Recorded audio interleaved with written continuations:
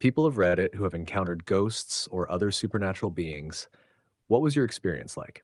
What happened? Welcome to Ghostly Echoes.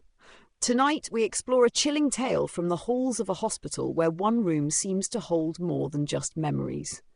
Many who pass through its doors speak of her, an unseen presence that lingers, watches and sometimes interacts. Is it just the mind playing tricks, or is there something truly sinister at work? Dim the lights and let's uncover the mystery. Let me take you to room 1, a place unlike any other. It's where the critically ill are placed, closest to the nurse's station. Over the years, whispers have surrounded this room. Patients and staff alike speak of her. When asked who she is, they rarely describe her clearly. Instead, they'll point a trembling finger to the corners of the room, behind the door or the curtains, and simply say, her. Strangely, they speak as if she's still there, not a memory or a ghost of the past, but something present. This room has its quirks, flickering lights, especially when you try to turn them off. The bulbs seem to surge, a faint, eerie glow lingering just a little too long. Patients often complain about whispers, soft, haze, or the faint sensation of someone breathing against their ear as they struggle to sleep. I used to dismiss all of it. I chalked it up to natural causes. After all, room 1 has the highest turnover. It's closest to us nurses, so naturally more people pass away there. Flickering lights, power surges, faulty wiring, and the whispers, hallucinations, maybe the brain's final moments as it shuts down. Nothing supernatural, nothing to fear. Or so I thought.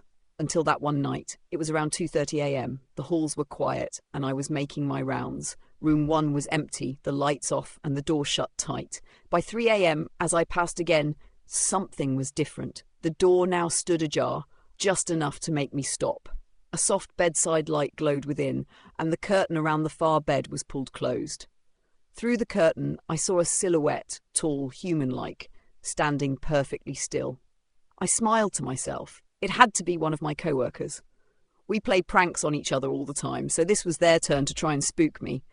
But I wasn't going to fall for it. I crept into the room, quiet as a shadow, determined to scare them instead. As I reached the curtain, I lunged, hands outstretched, ready to grab them, but there was nothing but air. I froze, my hands clutching the empty curtain. My body leaned forward awkwardly, momentum carrying me further until I landed against the bed. My chest tightened and my breath hitched. A cold shiver ran down my spine, and in that instant I felt it, the dread. It wasn't fear, it was something deeper, more primal. My hearing sharpened, every sound amplified, every beat of my heart pounding in my ears like a drum. Time itself seemed to slow, as if the room were holding me in its grip. I forced myself to look back toward the door.